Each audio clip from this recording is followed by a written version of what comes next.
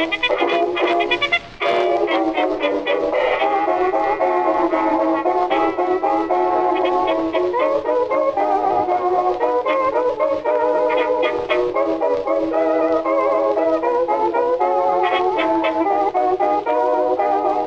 to Orphaned Entertainment, a podcast dedicated to public domain and abandoned media. I'm your host, Christopher, and with me is a woman who people tried to talk reason, but the allure of podcasting was just too great. It's Lydia. I've wasted every penny in the last decade on this. No, it's not true. Saw an ad in the paper and... Yeah. Some guy named Christopher approached me at this thing and was like, "You're so talented. We can make you a star." And I got suckered right in. Well, before we go any further, thanks everyone for tuning in to this month's episode. Orphan Entertainment is available wherever you get your podcasts, and wherever you choose to listen. If you have the option to do so, please rate and review the show. That helps get the show in front of more eyes and hopefully in more ears. Another great way to help is just by sharing the episode you're listening to on whatever social media platform you use. You can follow the link in the show notes to all our social media sites, as well as our YouTube channel, where you can watch many of the films we have covered here on the show. And I just shared with Lydia our stats for this past year. We have gained over 2,000 new subscribers to our YouTube channel. That's awesome. We are 7,500 subscribers. I think that is just incredible. That's wild. That's so amazing.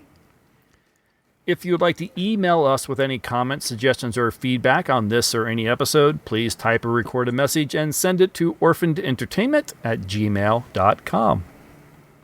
Let's listen to an Ellery Queen 1-minute mystery and a promo for another podcast. And when we return, we'll see how well we fit in on the Nut Farm. Ellery Queen's Minute Mysteries.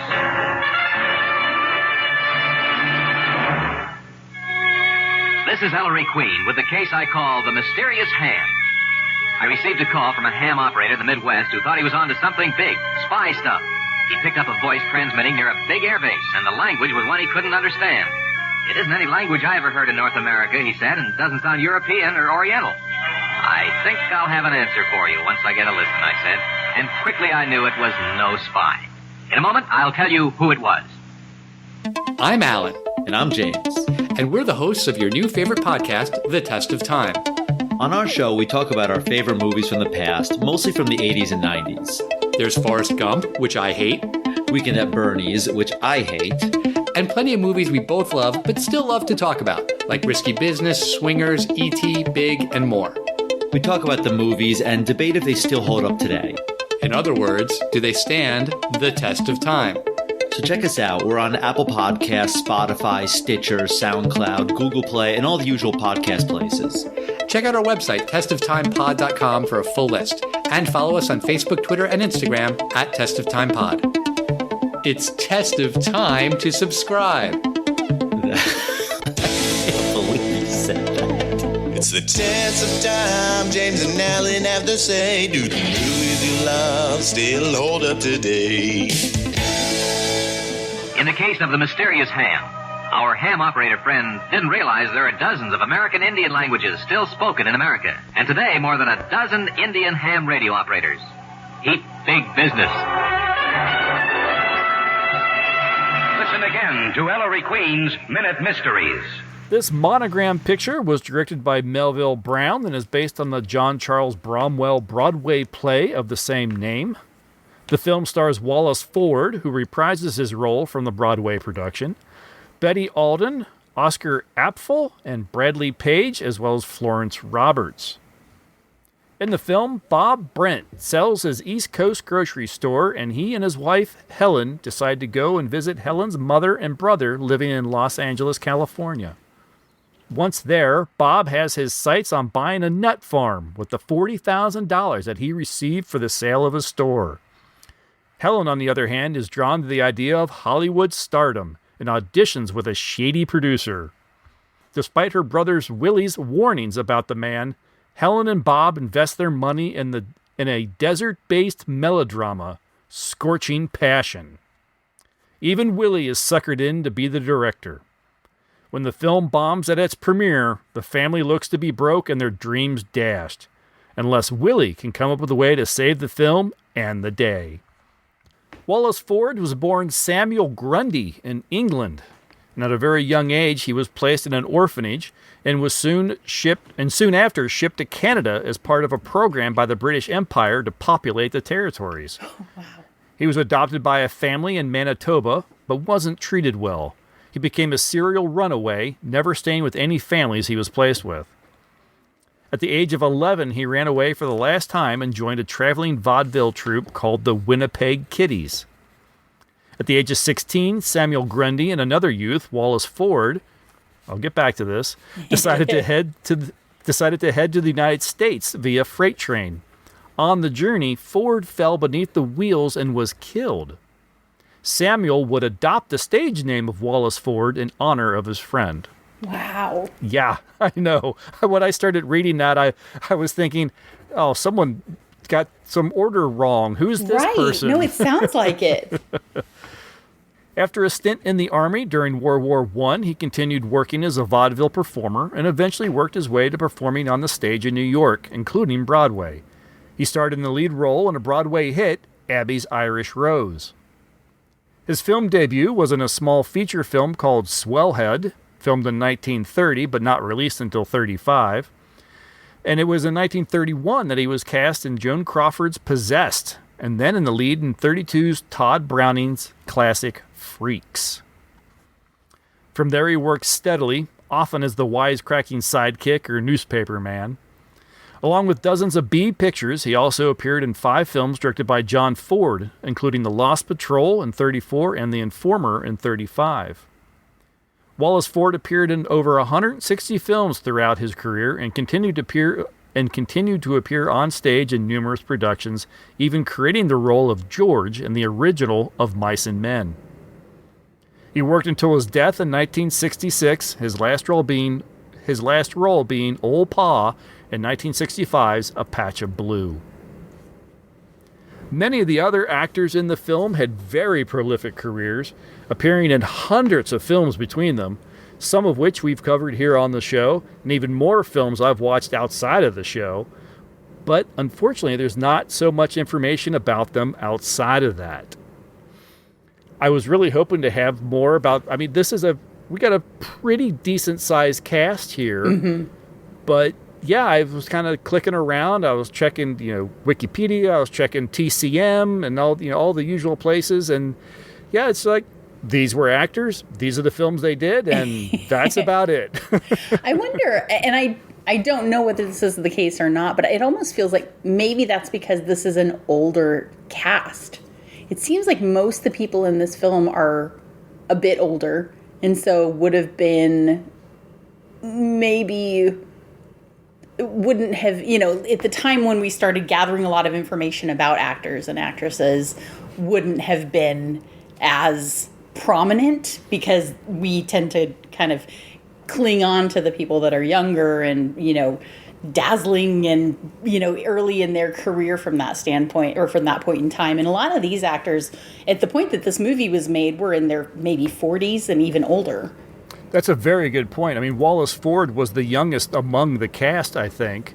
And yeah, he's the one that I could find the most information on. So very much just what you were saying, because his career, continued much longer than a lot of these others did, from this point forward. Because yes, you have Helen or Betty Alden and Oscar Apfel as Helen and Bob. Yeah, definitely older actors. Probably 40s, 50s. Yeah. They do continue to work, after this. But yeah, they're not going to be as prolific as someone like Wallace Ford, who's in his 20s. And if they're already fairly settled in life by that time, maybe people aren't writing down a whole bunch of information about him because they're not, generating gossip. Yeah, Oscar Apfel was actually... he was actually doing some screenwriting and directing as well. So acting wasn't his only gig. And then I think he retired after 39 So he only worked a few more years, at least in front of the camera. He was born in the 70s. That's the 1870s. Right. And so at this point, he's already in his 50s. And so that's not terribly surprising. It's good for him that he got the chance to retire. I was hoping to find some more information about Bradley Page, who plays the Hamilton T. Holland character. Yes, yeah. Because we've actually seen him before. I believe he was Three of a Kind, I believe he appeared in. And he felt super familiar to me as well. So let's see, that wouldn't surprise. Yep, he was in Three of a Kind as well. So that helps because I was going, why do I know this guy? I've seen him for sure in something. He's got a very a kind of unique maybe voice and appearance. He just kind of is I would call him a type. I could see Bradley Page kind of being we can't afford William Powell. Well, let's use Bradley Page. I could. My husband would say the Wish version. Yes. I could see that. And I also can definitely see him as like the greasy boyfriend, the gold digging boyfriend, like or the mustache twirling villain. Yeah, the scam artist, which is what he is in this. And I think he is like, if he's not the original, he's definitely one of that specific type. Yeah, but unfortunately, like I said, again, it was just one of these matters where I could find some listings for him, and it just said he's an actor. He worked from here to here. Here's all the films he did. But as far as what he did outside of film or how he got into film, sorry, I got nothing. And I was like, oh, he was in Love Affair. Not that Love Affair. Nope. So, but no, I think that he is maybe one of the most fun people. In fact, I think he is the most fun person to watch in this movie, with the possible exception of Ma. Ma's a little feisty. I liked her. I liked her. So her and then the landlord, Mr. Sliscombe, were both just such characters. I really enjoyed them. Oh, they were a lot of fun. Even just the few moments where you get to see them side by side, kind of doing their thing later in the film. It's like, it's hysterical watching the two. Yeah. It's so funny. They are meant to be older people. Like, obviously that's the characters they're cast as. That's, what they are as well. But they're the kind of older people that you kind of just have to laugh at. Like, in a good way, though. Like, Ma is amazing. Like, she's the kind of woman that you come in crying and she's like, sit down and eat your cookies and milk and tell me all about it. And then Mr. Sliscombe is the guy. I have a little trouble in one of my ears, and I have never seen poor hearing portrayed so accurately. And this is the real reason why, when he is listening, he is staring at the face of the person who's talking, trying so hard to read their lips. And this is a real thing that we do. Like, and even, like before I even knew that I was having any of that trouble, I relied super heavily on watching people's mouths, and I never realized it. And you usually don't see that, especially in this era. The guy puts his hand up to his ear and goes, what's that? And it's like, okay, he's obviously acting like he can't hear. This guy actually acts like he can't hear. And I love all of his mishearings. Oh yeah, it turns the grass brown. Burns the grass out.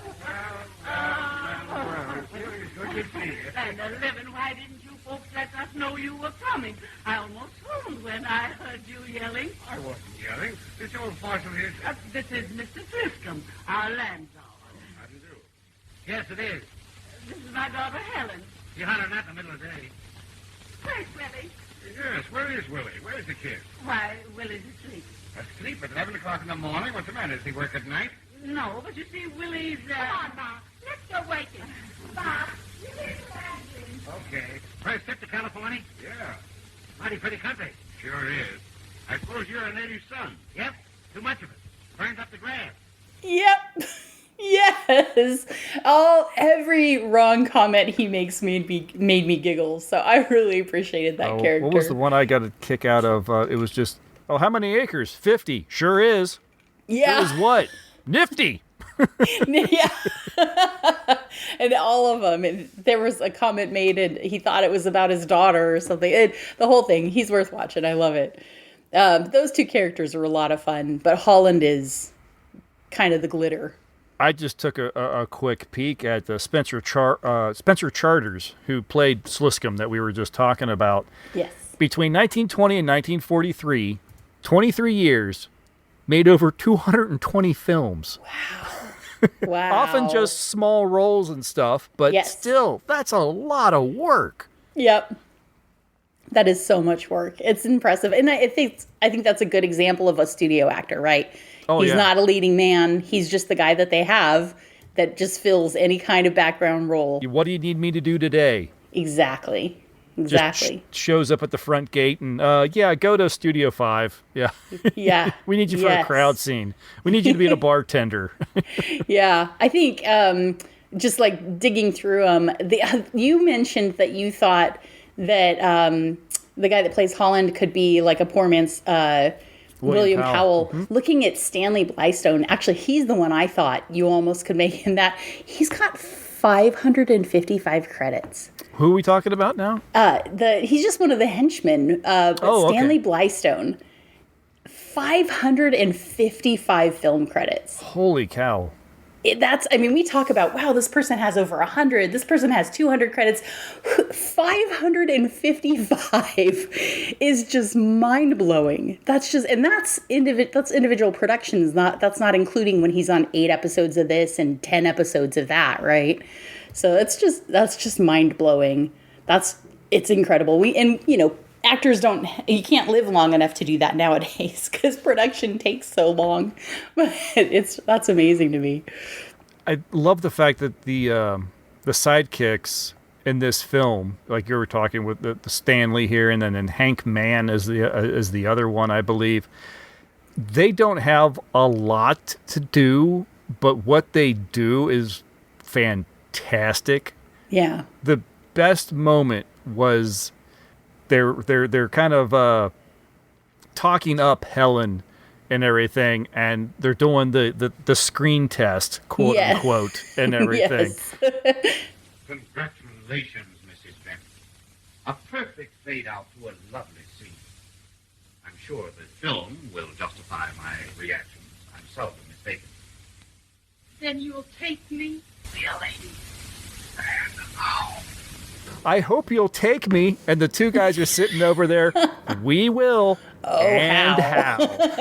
Yes. Yeah. Oh. Incredible amounts of films worked on by this group of actors. Thousands total, probably. And it's amazing. I think it's probably a testimony to how much of cinema history we've lost. That you can have somebody that's worked on 555 films, and we just know his name and his face. Or you don't know his name. I doubt there's a Stanley Blystone fan club somewhere. If there is, I would definitely like to know. Yeah. But, yeah, like scrolling his credits, he played policeman, sheriff, station clerk. It's just all these characters where, maybe it was one scene on a Tuesday, we needed a guy in a hat, so they grabbed him because he was either standing there at the gate or he was sitting in the extras room waiting to be pulled out, and he's just got one of those faces that you kind of can pass over. And it's just fascinating. What an interesting time to have been working back in Hollywood. Absolutely. And this film is a really great example of it is a film of studio character actors, with the exception of Wallace Ford, I guess. He is kind of the star, and everyone else is just, these are the hired hands that we have for the studio, that on hand for the studio. I do wonder, there's in some instances, in films like this, I wonder, could it have simply been anybody else? It's just, these are the ones that people pass by in the commissary or something. Yeah. And it is. And there's a scene in this that totally speaks to that to me. And it's when his girlfriend calls Willie and says, hey, they need a couple of people down here. If you get down here right now, they're going to have something for you. And he says, okay, I'll be right down there. Right. And then there's a little bit extra gag that follows up with that. But hearing people that worked in the industry at that time talk, that's really how it was. Mm-hmm. It was like, you get your job. Oh, there's the scene in The Holiday where Eli Wallach is talking about how he got his first job is he happened to be there delivering a package and they needed a boy for the office and he said, I can do it. And it really worked like that. And it's amazing. Like some of the ways some of these people found their careers is just amazing. And then the way some of these people just eked out a career by being side character goon number 3. You know, and kept themselves going in Hollywood for decades, being those just guys that they pulled off the side of the lot. It's just, it's incredible. It would have been to be a fly on the wall. Mm-hmm. I think there are some really good series and movies coming out now about this time.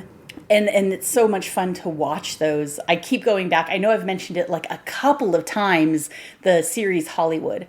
That I don't remember who has produced it, but it's a little bit later than this, and it's supposed to do with Rock Hudson and people in that era. But it's also, I think, you know, fairly accurate. You could be working as a what did they call them? Gas pump jockeys, something like that. And you know, if you've got the face and somebody rolls through, it could be your one shot. You know, and maybe you get it, maybe you don't. But even now, you know. The likelihood of being discovered in Hollywood is so minuscule, infinitesimal, and even more so today with the incredible limitation of production that's going on. It's amazing to me that people are ever able to make it past that. It's basically like winning the lottery. It was interesting that this film, and maybe it's because it was a Broadway play first, does sort of poke its finger and it acts a little meta about what goes on in Hollywood, or definitely in some of the Poverty Row studios. Which yes. I mean, it's that term is used in this film. You know, mm-hmm. This Hamilton T. Holland, he owns some Poverty Row studio, you know, movie mm-hmm. studio. I'm like, wow, did he just say that? I didn't realize that term had actually come into use yet. But yeah. So, but the whole idea of you know, placing an ad and Holland's whole thing is it's a scam. You know, they get someone to invest a good amount of money. They start making the film. They of course take a big chunk of the salary and go, oh, we're out of money. You know, movie's over. Sorry. Yeah, it's the producers. Or maybe they actually produce some piece of, you know, B movie trash or something like that. Yep. But it is all just a scam. Yep. Effectively, and it was interesting to see a movie about what goes on in the movies in 1935 here. The sketchy side of it, yeah. Yes. It is essentially the producers. I kept thinking as I was watching this movie that it felt just slightly like familiar. And it's not an exact verbatim reproduction, of course, but it is very similar. It's these guys that are out to get investors and then walk away with the money. It's kind of funny. I'm glad you phrased it the way you did, because I kept thinking, how has this movie not been remade? Because it is, people love a heist movie, a scam movie, and that's what this is.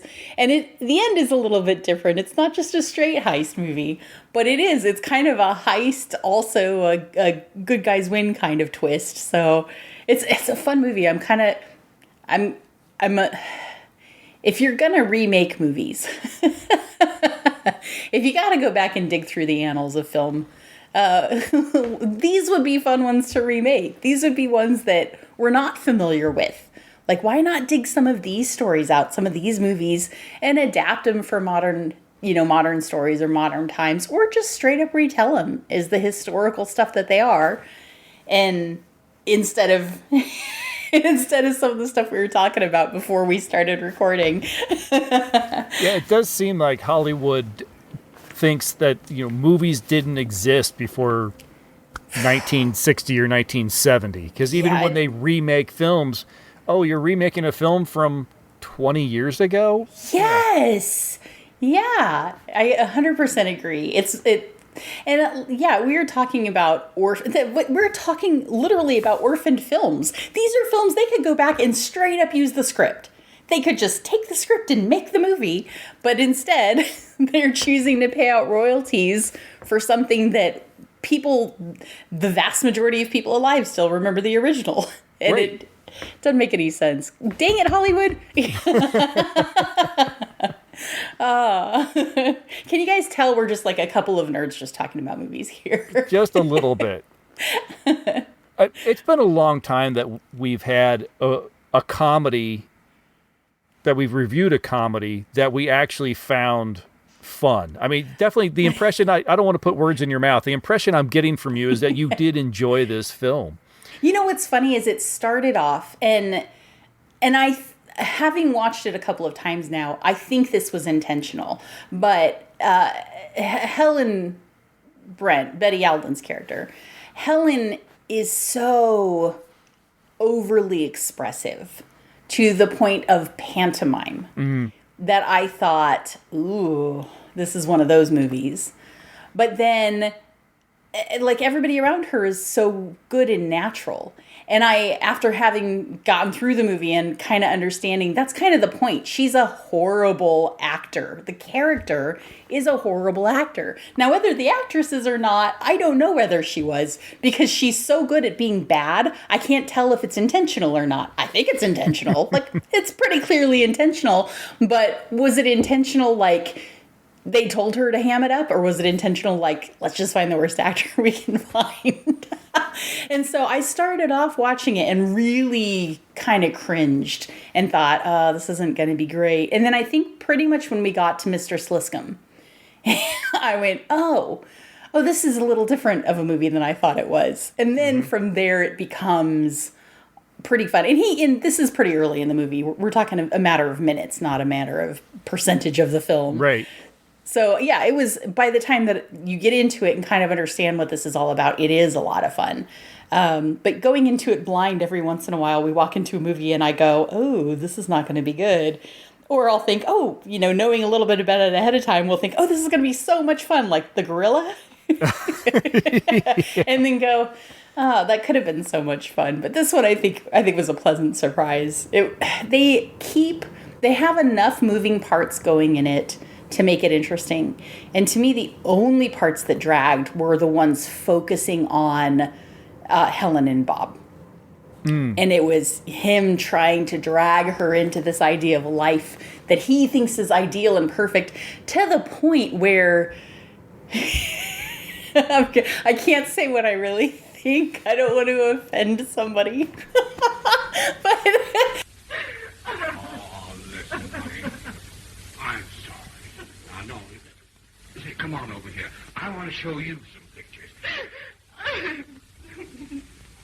Oh, don't cry. Come on, sit down. I want to show you something. Hey, look here. Here are the pictures of the farm I found. You wouldn't even look at my pictures. Why, yes, I did. Why, I thought they were beautiful. Honestly? Of course. Here's a picture of the house. Isn't that a beauty? Well, where are the other houses? The neighbors' houses? Well, there aren't any near neighbors. We'll be all by ourselves. Wouldn't that be great? Yes, I suppose so. And we'll be independent for life. The owner showed me his figures for last year, and he cleared over $5,000. Oh, but that's nothing compared to what Mr. Holland said I could make. But I suppose that's all over now. Ah, the girl. See, we have time to close the deal this afternoon. What do you say? All right. Oh, but I thought... Gee, honey, we're going to be awfully happy up there in the mountains. Away from everybody. Away from everybody? Yeah. And at night, when the stars are out, why, it's so still, you can almost hear your heartbeat. How far is it from Hollywood? Oh, long way. Is it near a railroad? No. But sometimes when the wind's in the right direction, you can hear the train whistle. Way off. Oh, gee, honey, you're gonna love this place. Why, at night, after the sun is down, you can hear the wild animals howling. wild animals? Oh, just the sort of place I've been dreaming of for years. Oh, Bob, you've always let me do what I wanted to before. Well, I do it now if I thought it was the right thing to do. Of course, I never had a great opinion of Willie, but I think he knows what he's talking about this time. Bob, the studio's only 5 minutes from here. Yeah, but the real estate office closes in it. Oh, but it's right on our way, Bob. And it'll only take us a few minutes to see the test. Bob, if they find out that we're not going to do the picture, they'll destroy the test. Oh, and I wanted so to have you see it. Oh, no, please, honey. Don't coax me. No. I wouldn't have you do anything you don't want to do. But it was so forced and so just so in your face and so much, it felt like they were like, oh no, do a little more, like you're trying to convince her, come on, you're trying to convince her, and then she meanwhile is doing these caricatures of smiles. So and everybody around them is so fun and interesting, and you got Willie and Agatha, their interactions are so cute, and you've got Sliscombe and Ma Barton, and they're great, and Holland and all his guys, and the girls that he brings in to fake being expensive actors.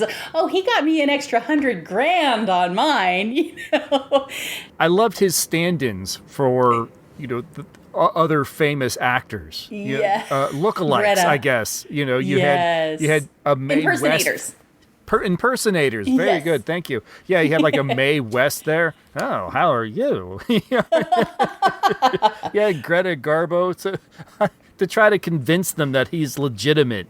Yes. Yeah, that was a lot of fun. I think that whole scene was pretty fun. Some of the best comedy, I think, takes place in Hamilton's office, even like at the beginning with the desk. Yeah. Yes, that may have been the moment where I was like, oh, okay, I get it now. When the guy walks in, I don't want to say too much, but the guy walks in and picks up the thing off the desk and says what he says and walks out, and the guy's that was I guess at this point. I love the two movers come in to take the desk. Yeah. And they start taking things off the desk, and Yes. they take the blotter, which also happens to, I think it had his crossword or a puzzle or something. Oh, I think did it had a crossword or something on it. Okay. And Hamilton's like, well, hey, I was working on that.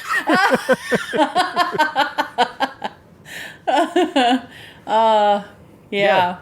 It's just those little funny, almost natural comedic moments. Yes. They don't seem like forced for comedy. And maybe that for sure is what makes Helen stand out a bit as like kind of painfully bad acting, which again, I think is intentional. I really believe that they wanted her to be an awful actor. But there's none of the slapstick painful comedy that we've seen in other movies and honestly, I'm trying to think if there was any slapstick in this at all, and I don't think there was. There was some physical comedy, like moving the desk and stuff like that, but I don't think there was any no like actual pratfalls. Yeah.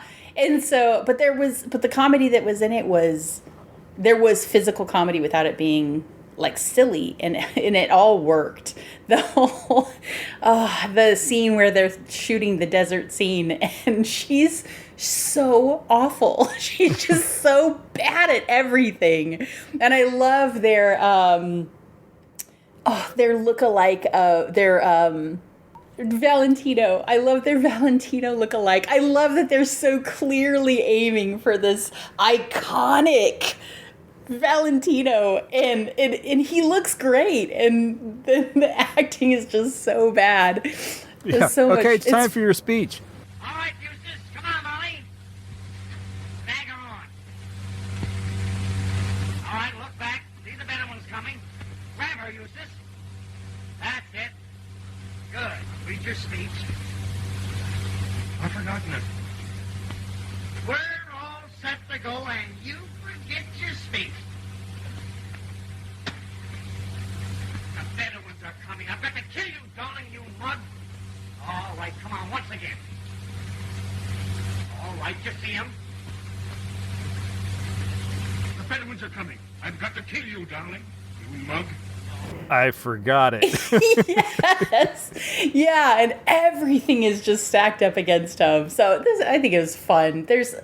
I can say I think it was fun 6 or 7 more times, and I'm gonna try not to. I was, like yourself, just pleasantly surprised because there was moments where you're introduced to a character and you go, I'm not sure if I want to watch a whole film with these. Even when we were first introduced to Willie, I thought, oh, Willie's going to be the one that's really over the top and I'm not going to like. And he actually, he isn't. I mean, he is a little over the top at times and everything, but it seems to sort of work for his character. Yeah. I feel like maybe you've got Willie and Helen are siblings that are both kind of drama queens. Yes, yeah.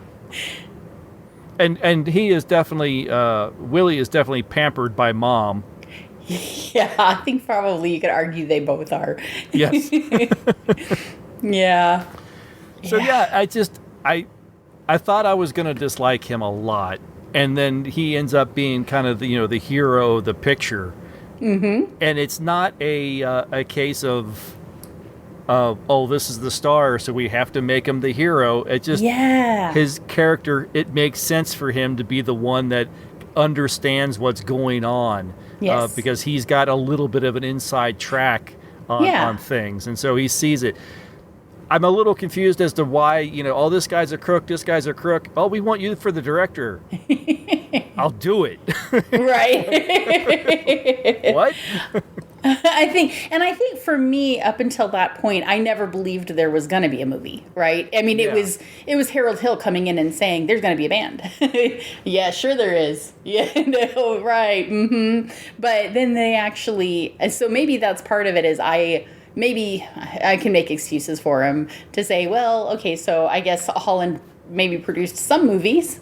And maybe they weren't great, and then Willie is just suffering from hubris, thinking, which he clearly is, by the way, thinking, I can make a great film if I just get a shot, we all think that, but so I think maybe that's the reasonable excuse is he just suffers from hubris. Yeah, no, maybe that's it exactly. Maybe he thought, okay, well, if I'm involved, if I get in here, I can actually make this happen. Yes. And not let them just scratch the whole thing off.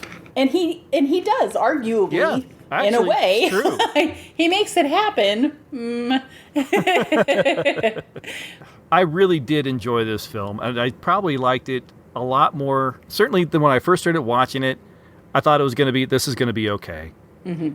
And in the end, I was like, this was actually a fun watch. Yeah. This is one of those films where you really wish you could go back and preserve things better. I'm thrilled that this film still exists in some form. However, while the picture's okay, the audio is a little rough. Especially, no, it's horrible. Yeah. It's not the worst audio we've ever encountered, but it is extremely rough. Yeah. I would say very rough. There are moments where it's rougher than others. I don't know if it's just a matter of this reel of the film was, it was in worse shape than the other. Because, the static sound and everything gets really loud about midway through the film, and then it ebbs away again a little bit, and then it comes back a little bit later, and but it's not so bad that you can't understand what they're saying, but it is a little annoying. Yeah, even I think from the first reel there is, especially when Bob is talking, I struggled to understand what he said. So probably part of that is just the vibrato in his voice. Yes. Yeah. And part of that is probably just maybe the age, maybe when it was captured, it wasn't captured very well. So it'd be nice to see a version of this where the sound was cleaned up and you could understand it a little bit better. I don't think there's a whole lot of music in it, if any. I can't think of any outside of the introduction. There's a song at the beginning of the film, probably with the credits. Yeah. And I think it would probably be something very easy to clean up. Like, there are people out there that are extremely talented at this kind of thing that would be able to do it. And like you said, the picture's not too bad. So if you could just clean up the sound a little bit, it would be, I think, very watchable. Yeah. Oh, absolutely. Should we just go ahead and jump into some ratings then? Yeah, I think it feels like we haven't talked for very long, but it's kind of one of those weird movies where it's like it's not bad enough to complain about, and it's not good enough to rave about. So it's a solid, like, fun romp, and but it isn't mind blowing, Right. and it also isn't horrible. Yeah. And so yeah. Do you want to go ahead and jump into rating?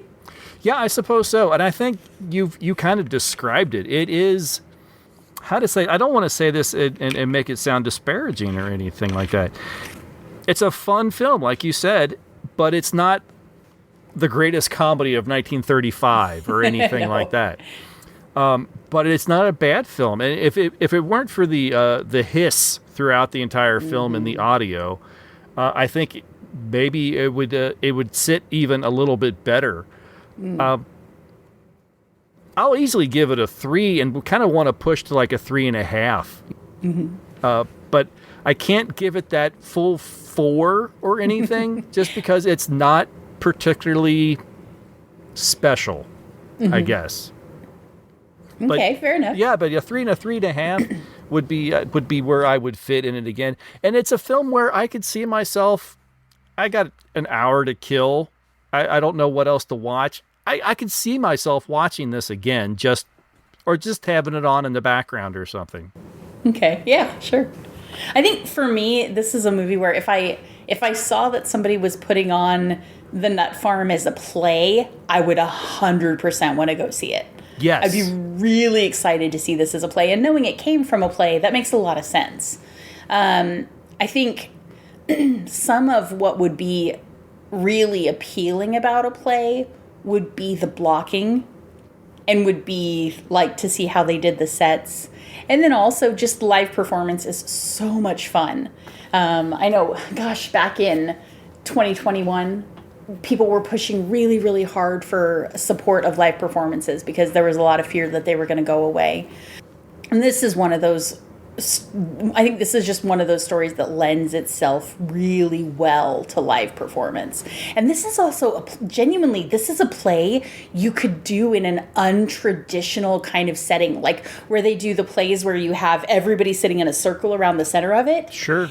Because it's so simple. Like the set pieces that you need are almost nothing.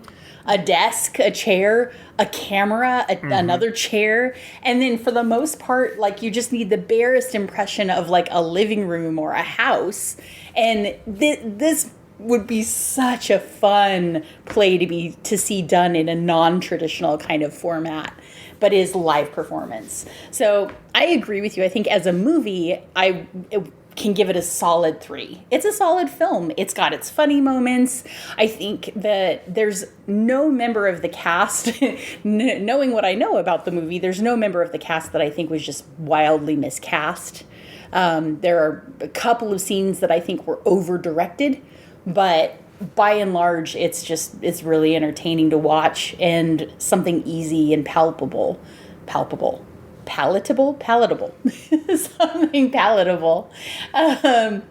But it was probably better as a play. Yeah. And so as much fun as it is, I think one of the best things to come out of it is just getting the chance to see how prolific some of the actors were, and to get a little bit of an insight onto what film was like back in this era, what trying to get into film, what trying to be a part of the film industry would have looked like. And those are just delightful. Overall, the movie's a 3 for me, but let's say there's spin-off potential. The further adventures of Willie, yes. Yeah. or live production, or Do Bob and Helen, go onto the nut farm, and does it turn into is this the prequel to Green Acres? Yeah, I could see something like that. I think that could be a lot of fun.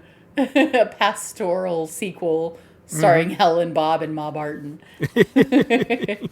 in case anyone's looking around, there is a 2024 film called The Nut Farm. It is not a remake. It shares. Thank you for pointing that out. Yeah, it shares a title, but not a plot. So, yeah, I would be very curious whether anyone has or is still putting this on as a play. I hadn't thought about that till you just said it, but I would absolutely love to see this performed live. This film feels very much like a stage play. You're very limited sets. You have two main sets, really. You have the office and the living room. Because and I think also probably the actual filming scene of it, yeah. Right. Okay. So maybe three main sets. You got office, studio, and living room are pretty much all you need. And it does feel very stage play like. Even the performers all feel like they're coming off the stage or they're on the stage. Yes. Yeah. But they aren't acting to the back row. When I say that, don't get me wrong. Yeah, I know we've used that as a complaint in other films where we feel the actors are trying to perform to the last row of the theater. Yes. That's not the case. This feels very much like you are in a very, like you were describing, an intimate, small theater, a theater in the round sort of thing. And these are performing in that kind of venue. And it really works. And I would love to actually see this live. I think that would be a great deal. I would hope that they don't, if they do it live, I hope they don't take it too far with Helen's overacting. Yeah. You could definitely, you can do it where she's a bad actress. Or you could take it where we want the audience to laugh at what she's doing. Right. And I think that would be too far. So I'd be a little disappointed if that was the case. But yes, I would love to see this. And I'm kind of thinking I got to find some way to encourage some local playhouses. Yeah. Yeah. She reminds me of Alina Lamont is who I'm thinking of. Like where she could almost get away with it, but there's just something really wrong. In the miracle of internet searches, I found that it was performed in 1929 from October to November, 40 performances. And the only setting is listed as the living room of the Brent family home. And so the original play didn't have scene changes, it looks like. Wow, so interesting. Especially with that knowledge, you could definitely do this with a non-traditional setting, I think. I could see that being so much fun. I just think that could be so much fun. I could see where you could tweak the story a little bit, where she would answer the ad and maybe, they'd come to the Hamilton house. T. Holland doesn't have an office. Yes. And so, I'll come to you and we'll do it in the living room and we'll bring the cameras. Yes. Yeah. Yeah, that's exactly what I was thinking too. Mm-hmm. Yeah. So I could see this being a lot of fun, done a couple of different ways. So anybody that's listening that's involved in play production, here's a suggestion for you. Also, anybody listening that's involved in film production, here's a suggestion for you. Please send us tickets. Yes, we would love to see it. or better, just send us information about the tickets so we can buy our own. There you go. Absolutely, 100%. And continue to support the live performances. Yes. All right, well, then I guess that will do it for The Nut Farm. It is a fun watch. Go ahead and, grin and bear it and get through the hiss and watch the film. Just do it at a time where you can turn up the volume a little bit so you can make sure you try to hear the dialogue. I may try to, if I have time, I may try to play with this video and see if I can't actually get rid of some of that hiss myself. Mm-hmm. And if I can, and its sound doesn't completely garble the dialogue, I'll re-upload it and maybe upload it as well with a little caveat that I tried. Yeah, and there. I mean, we're not investing in we're not investing in the kind of equipment or the kind of platforms necessarily that would do an incredible job doing that automatically for us. But they exist out there, I'm sure. What I could do would be very basic, but it is possible I might be able to remove some of the hiss to at least make it tolerable or a little more tolerable. Yeah, and I think that there are people out there that could do it very easily, or that have the software to do it incredibly easily. Yes, absolutely. So look for that. Subscribe to the YouTube channel, and if it happens, you'll know it. Yes, yeah, absolutely. Join our 7,500 subscribers. Yeah, if you're not, blows me away. Yeah, if you're not subscribed yet, like, you can watch the movies almost as soon as we know what they're going to be. You can get a hold of them way sooner than the release of the podcast, because we record these about a month ahead of time.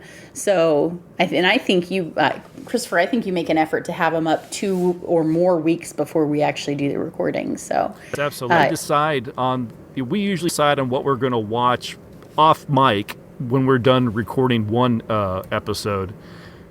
And I will try to go and have that film up as quickly as possible after that.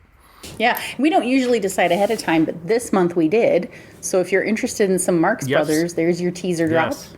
Come back for next month. But if we have any listeners that are also subscribers to the YouTube channel, again, thank you very much. And I love seeing which films get the views.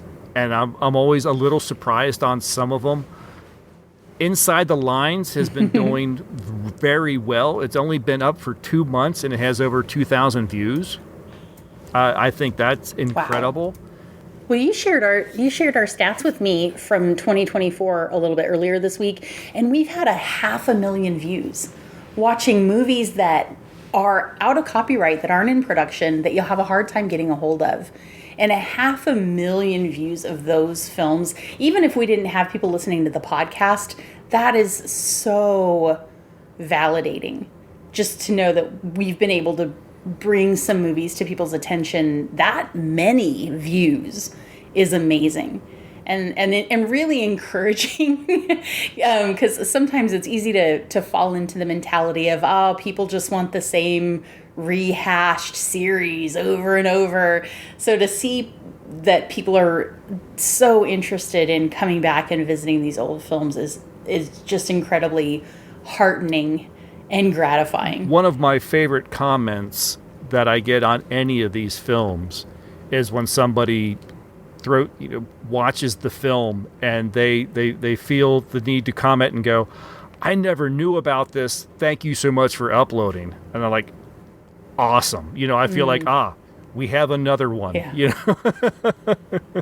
Yeah. Yes. Yeah. I love that. So if you haven't subscribed to the YouTube channel, do that. And if you guys are curious why we don't plan out 12 months of content in advance, because we really do. When you guys send us suggestions and recommendations, we really look at those and we consider those. So don't feel like you're just sending suggestions into the void. We found a lot of really enjoyable films from recommendations from listeners. So please share those with us. If you find something that we haven't covered that is out of copyright, we want to know about it. Yeah, or if you're not sure, send the suggestion anyway and give me a chance to kind of do a little research and see if I can find out myself. We've had a few that were like, I know about this film. I don't know if it's out of copyright. I'm like, let me dig around. I'll look. Hotel for Women was a suggestion. It just happened to be on my screen as I'm scrolling down here, and been up for about a year, and it's got well over 3,000 views. And I think that's fantastic. It needs more. And Hotel for Women deserves more than 3,000 views. So if you haven't watched it, go watch it. Compared with Kept Husbands from 1931, which I don't know. I'm trying to remember what we thought about that one. I feel like it was overall positive. I think we enjoyed it, but I need to go back and revisit it. We talked so much about, we should do a review episode. What were our top 5 or our top 10? What were our lowest 5 or lowest 10? We talk about it a lot, but we haven't actually gone back and done it. So there's an idea for you too. If we hear back from a bunch of listeners that you really want us to go back and revisit what we've watched and give you guys a top 5, especially if you're new to the show and you don't want to go back through all 10 years, 11 years at this point of content. You just want to hit the highlights or the lowlights. Let us know. We want to hear about that too. But as far as the YouTube channel goes, Kept Husbands is an extremely popular film with over 40,000 views.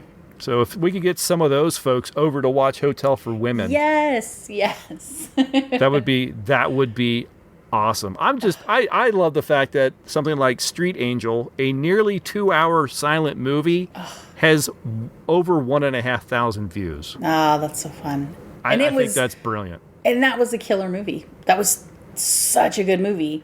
Very good. And it was silent. The one that we reviewed in January of this year of 2024. I can't think of it off the. Wait, no, that was Street Angel. Yes, it was.